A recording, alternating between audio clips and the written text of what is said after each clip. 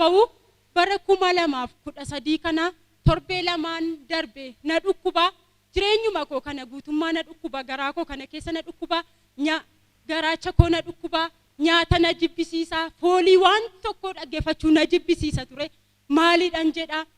ituun torbee lamaan kana dhiphadhu hafuurri qulqulluun torbee har'aa na arga ture achi kallattii sanarran taa waaqayyo karaa abbaa mul'ataa waamicha naaf godha sagantaa fayyinaa geggeessuudhaaf as ba'u turani abbaa mul'ataa gisee sana ati kottumee kunnoo naan jedhanii na waamu turani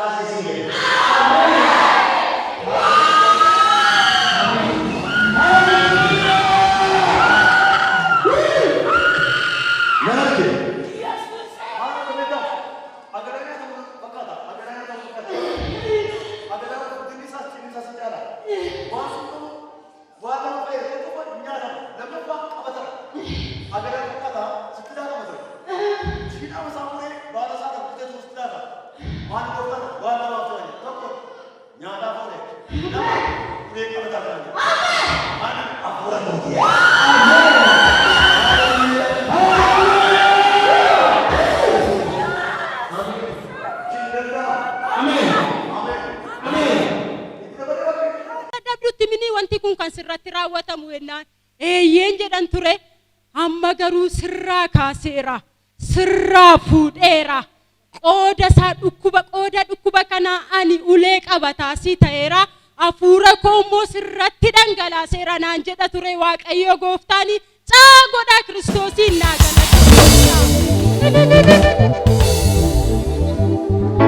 battala waaqayyo natti dubbatu sanatti ani fayyinni naa ta'uu isaatiin hafuurri qulqulluun natti bu'ee addana kanattan kufee of wallaalan ture achi giseen ka'u nagaaf boqonnaatu naa ta'a ture galanni Kiristoos Yesuusiif haa ta'u achi sagantaan dhumee gara mana kootti yeroon deebi'u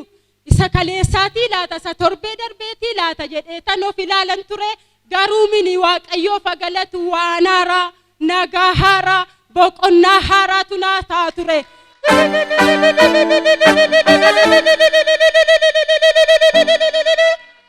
waaqayyo garuu yeroo waamicha isinii godhe carraamti kun nan darban jettanii fiiddanii baatan malee of hin dandeessanii carraamti kun nan darbin jedheen fiigichaan as baa malee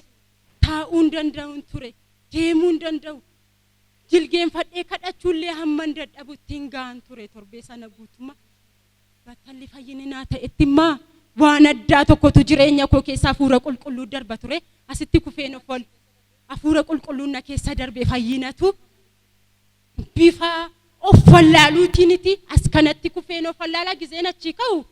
anaaf fayyinni ta'eera galanni Kiristoos Yesuusiif haa ta'u.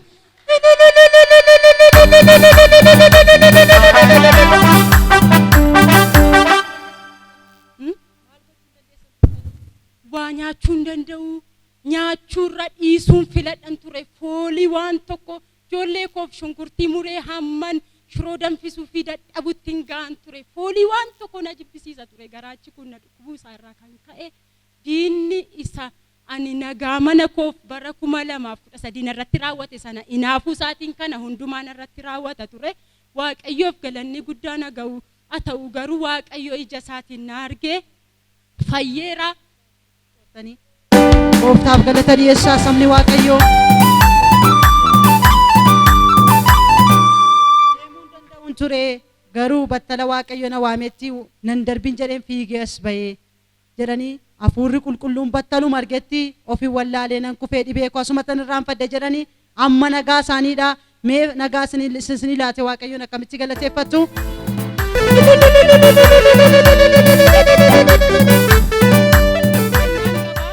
kennaan kun olmaa waaqayyoo baasatuun taane waaqayyoo gaaddisa ta'e mana koofi jedheetan malee olmaa waaqayyoo baasaaf jedheetan miti diinillee jechuudha yeroo akka qorqorroon mana kanaa yoo irraa fuudhame aduun yoo roobe aduun yoo ba'e asumaa gadi akka rukutuuf bokkaanillee yoo roobe akkuma jiru tasii gadi rukutuufiti barreen gaddaa waan sana hundumaan irratti raawwata ture. Garuu Waaqayyo gaaddisa harkasaa jalatti gaaddisa bobaasaa jalatti na eegeetu na gargaaree anas mana koofis gaaddisa ta'ee jireenya koofis gaaddisa ta'ee jechuudhaan ani kana xilaa harki namaa hojjetedha. Ani garuu xilaa harka hafuura qulqulluu jalattan waan hundumaa oole kana ibsuufan kana qabadhee dhugaa ba'ee kanaaf iyyuu Waaqayyoon guddaa godhaa naa galateeffadha.